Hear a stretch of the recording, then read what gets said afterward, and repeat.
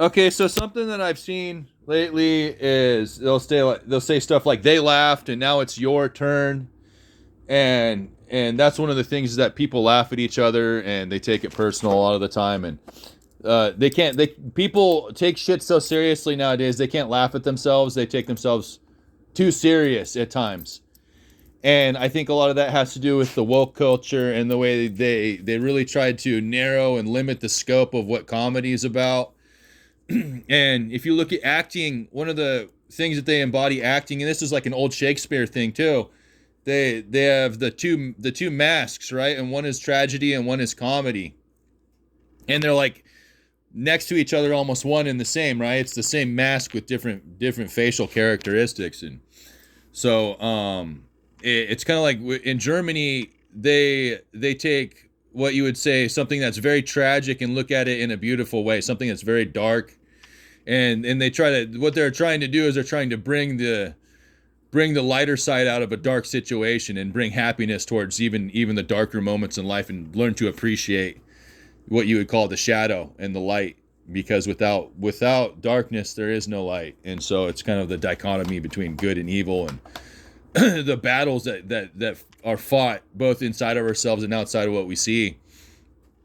And so back to what I'm saying, people take themselves too seriously. They have the mentality of they laughed and now it's your turn, like, and that's actually what I think causes perpetual misery in life, is that people want what you would call recompense, or almost like revenge, or like a what's the word, retribution.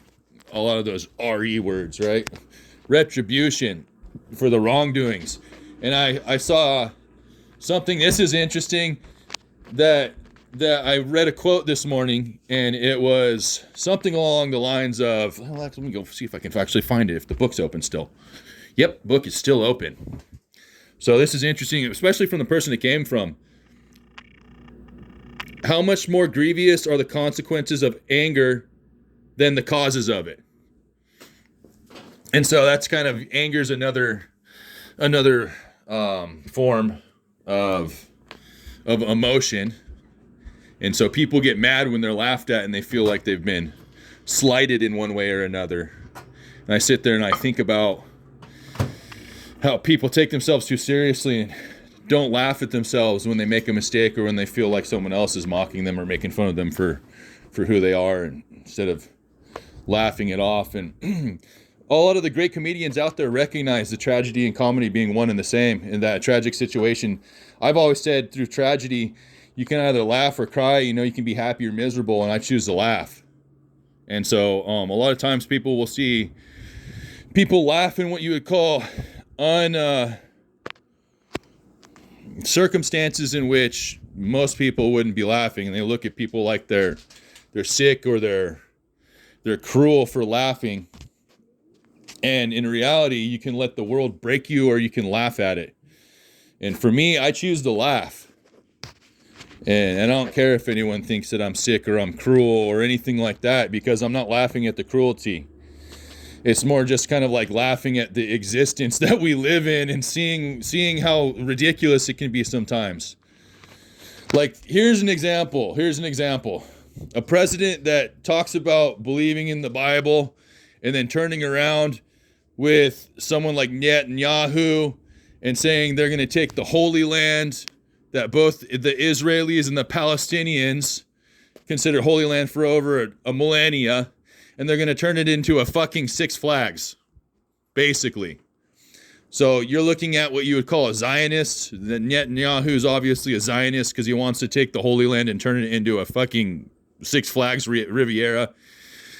And you look at the President of the United States, and he's talking on out of one side of his mouth about the Bible and how we need to bring that back to the country, which I agree with, because that's the only thing that's really protecting our country from evil, is the doctrines and all the hidden sigils and stuff that's actually been put in the cities of the East Coast, the original East Coast cities, the older ones, have structures built in a way to where they're formed, you could call it a giant spell, but it's a protective sigil. And our forefathers did that on purpose to protect us from the evils of the world.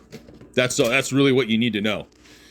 And that's why we've got in our what's it called, our allegiance, our pledge of allegiance is one nation under God, and with our dollar it says in God we trust, stuff like that. And that's why the liberal left has been trying to rip that out of our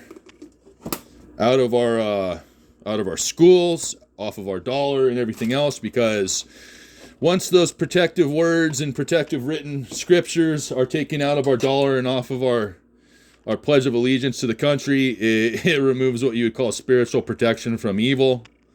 So you can kind of see that the liberal left and the Democrats, I don't really want to say, because it's really, when you look at it, both sides are doing the same dumb shit now. That's what protects us from evil. That's one of the things that our forefathers, you didn't know that probably. I didn't know that until recently, until I started actually doing the math. But yeah, it's kind of like the same thing where comedy and tragedy are the same thing. You look at what you call witchcraft and something that would be a protective sigil. It's how you use the tool in what you call the nether realm, or outside of the five senses that you see, and smell, hear, taste, and touch. So yeah, it also, when you start looking at these things, it definitely makes you aware that there's a world beyond what we know with our five senses. And that probably scares the crap out of most anyone that would be listening to this. But yeah, back to comedy. It kind of drives me nuts when I look at a lot of the comedians, a lot of people out there who are some of the greats, still are some of the greats, that are just trying to, the liberal left has been trying to tear them down and prevent them from having joy and happiness in their life. And I look at AI and how AI is starting to, excuse me, I'm burping right now. AI is trying to take over what you call artistic creation and stuff like paintings, art, music, writing stories, voiceovers, sound and stuff like that. And I've been listening to some of the stuff that the AI does as far as voices go, and it's just it's a robotic dead voice when I hear it. It has no love or compassion in some of the songs that I hear that are made with AI. They'll take a famous singer's voice and they'll copy it with AI, and it's day and night for someone that has feelings and compassion.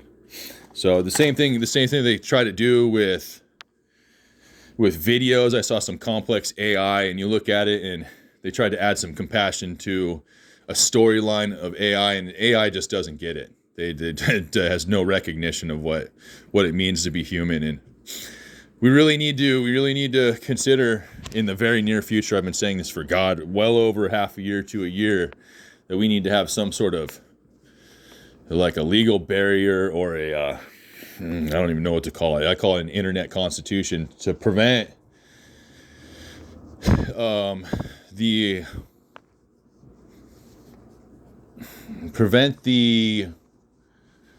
public from being misled, looking at something they think is real from something that is actually genuine.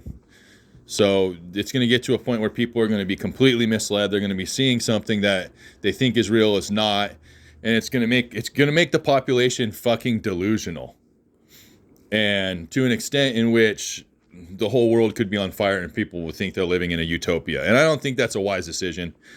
I think it also takes away our ability to be unique, individualistic creatures that have artistic creativity and ingenuity and inventive properties.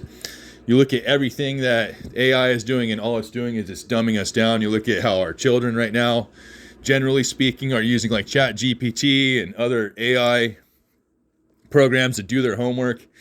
They're not using it as a tool to become smarter. They're using it as a tool to make their homework easier. So that's like back in the day when you could buy Cliff Notes. You could go to like Barnes and Noble. You could buy Cliff Notes. You could read the Cliff Notes on the book and essentially cheat yourself out of reading the whole book. You just get the synopsis of it. Now, it's one thing if you read the book and then you get the Cliff Notes, read the Cliff Notes, and what you have is you have the whole book in your head and the Cliff Notes to get the fundamental foundational ideas of the book. solidified, that's a good tool. But they're not using ChatGPT as a tool like that. They're using it as a weapon against homework, and they're losing their ability to do these things themselves. And you can see over the last generation how what you would call needy and incapable many people have become, in that they're required to call anyone and everyone that's a repairman to fix their own stuff. And you look at the 40s and 50s, a man that had a house did almost all of the work himself when it came to calling a repairman. Never really had to do that. He could do just about everything himself. And you look at it nowadays, and we have people that can't hit a nail with a hammer. And that's an issue. I think that's an issue because, I mean, that's something as simple as a very foundational thing that somebody should be able to do. It's like putting deodorant in your armpits, right? It's something very simple and very easy to do. And it's one thing if you have developmental issues or hand-eye coordination problems where it's hard for you to do something like that. I'm talking about like your average Joe that has a 9-to-5 job should be able to take a nail and hit it into the wall with a hammer without making too much of a mess or a mistake. But yeah, what we're doing right now with AI is we're putting the cart before the horse, and we need to seriously consider where we're leading society and how foolish we're becoming. Because right now we've got the leaders of countries trying to turn Holy Land into a fucking Six Flags. And I got two quotes for the day. The first quote is, seemed to be a good idea at the time. And the second quote is what my dad used to tell me because my mind used to work so fast I couldn't keep up. It was, you're going so fast, you're passing more than you're catching up to. I want you to think about that second quote because it took me a long time to really capture all of the aspects of what it means. Anyways, I hope this helps. Don't turn Gaza into a fucking Six Flags resort. That is some of the dumbest shit I've heard in a long time. You're going to turn a religious monument of two different cultures, two different religions into a resort. It's a bad idea. You're spitting in the face of God while preaching out of the other side of your mouth. And so you really need to check yourself before you wreck yourself. Anyways, have a good day. Don't behave too badly. I don't want to have to babysit anymore.